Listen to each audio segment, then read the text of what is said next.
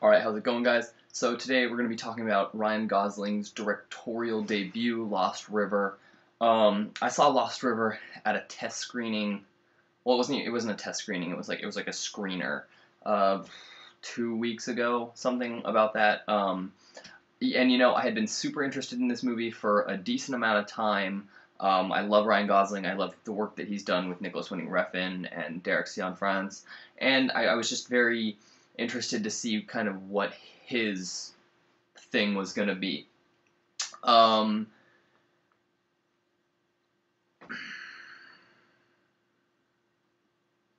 I think Ryan Gosling should just leave this kind of stuff to other directors that I guess they have a grasp on how to emotionally get it more.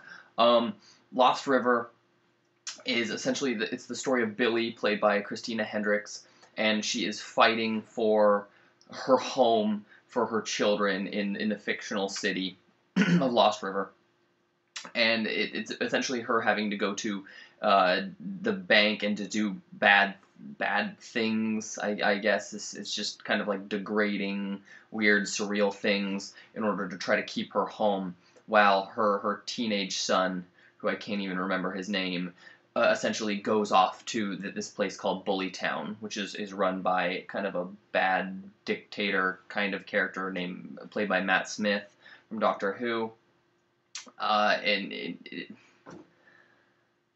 This movie, it doesn't make a lot of sense. It is very surreal, and it's almost as if Ryan Gosling just was so caught up in what the people around him, his friends and his coworkers, were doing, that it just stuck to him too much. Lost River is this kind of weird amalgamation of like a fantasy tale, like a kind of a not kids, but like this dark fantasy tale following the teenager, and it gets into weird dark stuff, and it's like there's like evil corporations and banks and like masochistic violence, and it's a very strange movie. This movie was financed by Warner Brothers, and it was originally called like How to Catch a Monster, which I think is a cooler title. But I mean, this movie, there's a budget behind it. There's a pretty nice portionable budget behind this, and Warner Brothers thought this was going to be, they were going to bank on Ryan Gosling, and he wrote and directed this. And then last year at Cannes, the movie was opened at Cannes and was booed. And Warner Brothers, just like lacking, like having like no confidence in it, just dropped it. I mean, this movie comes out on VOD Friday, I think, and it maybe will play in some theaters. There's just no confidence, and I completely understand why. It's a very derivative movie.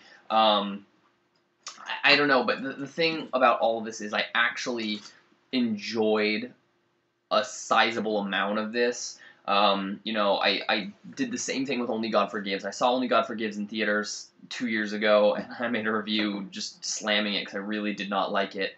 And, after 2 years, I've watched it a lot. I mean, I've seen Only God Forgives probably 10 or 11 times, and I do like it. I don't think it's the best movie ever, but I do like it, and I do understand. Lost River is another one that, like, it's not the same as Only God Forgives. It is not as deep and philosophical as Only God Forgives. This one really does feel kind of like a stroke job. It's just very kind of pretentious, but it's also very cool in a lot of the things it does, mostly visually. Visually, this movie is impeccable, and as a visual filmmaker, I don't know how much Ryan Gosling has to do with that, or how much like his DP and stuff. But this movie is probably one of the most beautiful movies I've ever seen. It is absolutely gorgeous. Every single frame of this is just gorgeous and stunning. And this movie is essentially kind of like a weird, surreal music video. It would play well as a weird, surreal music video, and I like that about it. I don't condone stuff like this, but the best way to see this, I think, would be intoxicated somehow. I'm not saying I'm not saying to go do that and watch the movie, but if you're going to, that might be the best way to see this. it's very strange, and it mixes from like this kind of weird love story into just these like insanely violent, just gory moments. And there's just like nothing behind it though. It feels like a very soulless movie. It feels like Ryan Gosling was looking at Nicholas Winding Refn and David Lynch, and even there's just like a lot of Guillermo del Toro in there too. So it's like these. It's like this weird. It's like he's like, I love those filmmakers. I'm literally just gonna like smash them together, and there it is. Like there's Lost River. It's all those filmmaker styles like melded into this one strange thing. As for acting, I mean, this movie has a fantastic cast. You got Saoirse Ronan, Christina Hendricks, who is absolutely incredible.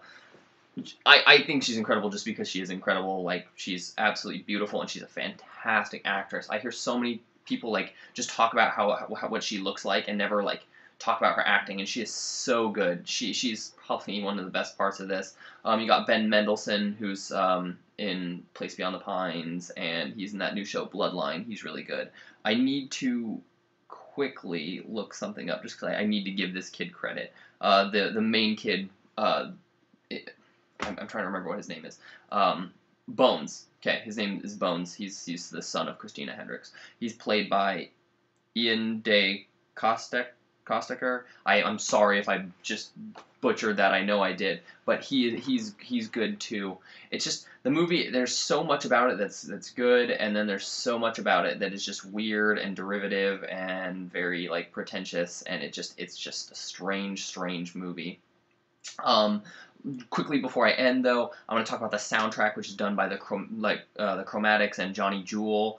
It's a very dream-like fantasy synth pop soundtrack, so it's kind of what we've gotten used to with like Nicholas Winding Refn and Ryan Gosling, and it's absolutely fantastic. I just buy the soundtrack just because it's really dreamy, and the movie has like this kind of dream-like state. And Johnny Jewel and those guys always just pick the best music, and they compose the best music, and it's really fantastic.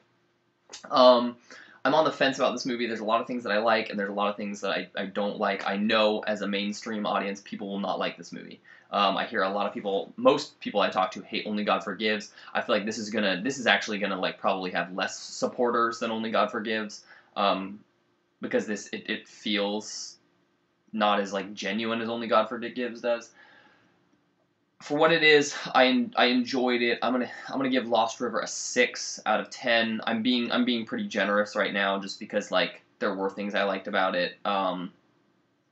Yeah, I don't know.